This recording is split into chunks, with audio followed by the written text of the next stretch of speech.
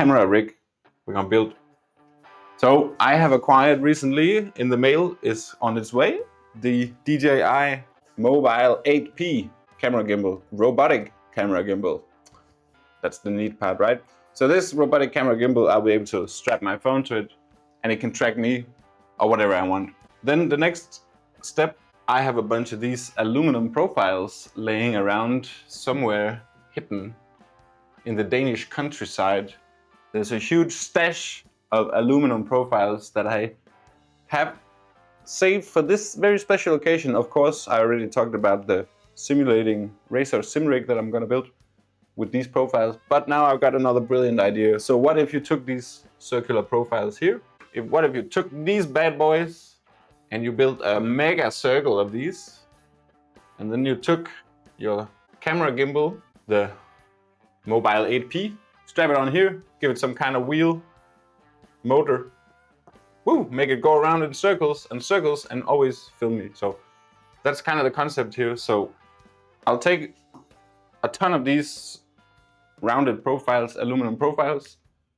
These will be all connected together into a huge circle. Whoopa! Make it a little bit elliptical for the perspective. I'll take these profiles, put them together, huge circle, and if we look at the shape of the profile here, to me it looks like I could put some small little pulley wheels, or not pulley wheels, just like little plastic rollers with bearings, and then attach a metal arm onto some kind of bracket where we could then mount the 8P. So this would probably need to have a little bit more, so 2 wheels on either side going inside the profile. So that should be relatively easy to build. So if I scale it up a little bit here, we have the sled with the wheels that go inside the profile, inside the Octanorm 40mm profiles. Now this can move around like this in circles. That's excellent. That's step 1 done. Step 2, put a stick on there and put another stick, the gimbal stick.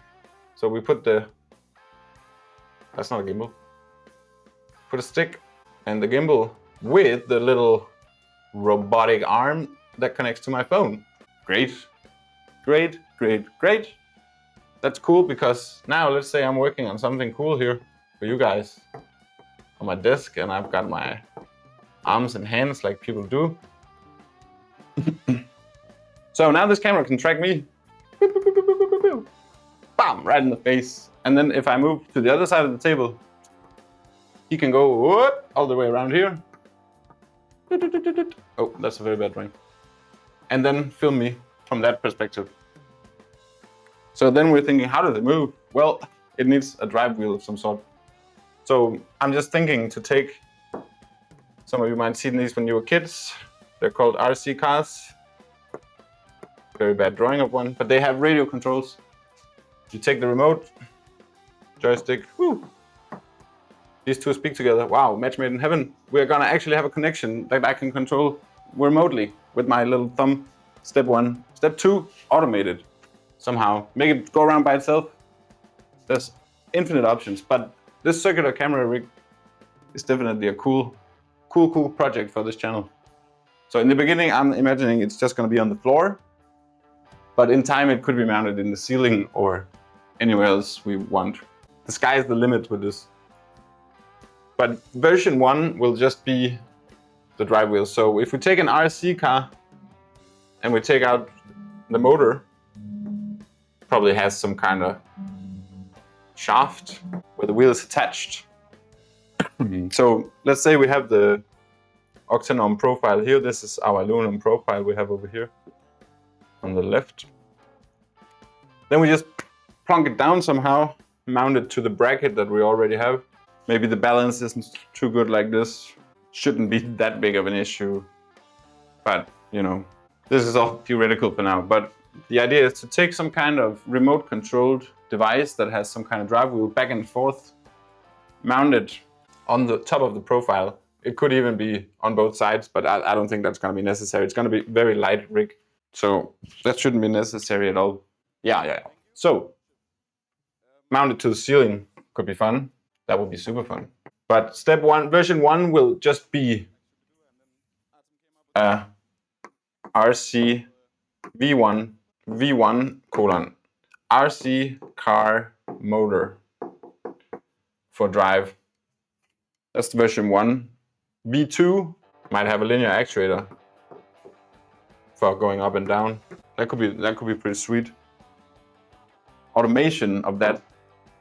Version 3, automation of both the drive wheel going around, but also the actuator going up and down.